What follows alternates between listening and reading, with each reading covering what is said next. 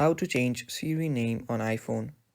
Hello guys, this is Atticus from Create Login and Delete, back with another tutorial video.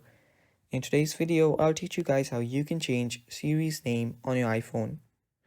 Now this only works for iOS 18, so if you're not on iOS 18, make sure you upgrade. Now let's get started. So the first thing we'll want to do is open up your settings. After you open your settings, go to Accessibility. Now scroll down. After you scroll down, under speech, you will find vocal shortcuts. Tap on it and make sure you set up vocal shortcuts. Tap on continue and here you will see Siri on the top. If you don't find it, you can scroll down. You can find Siri right here too. Tap on Siri and now you can, type in a custom command phrase. So type something in, type in a name. I'm gonna type in Harry. Now I'm gonna have to, say it 3 times. So do that.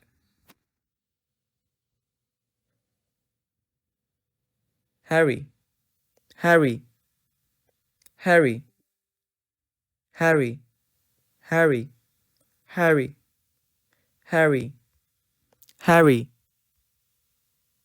Harry.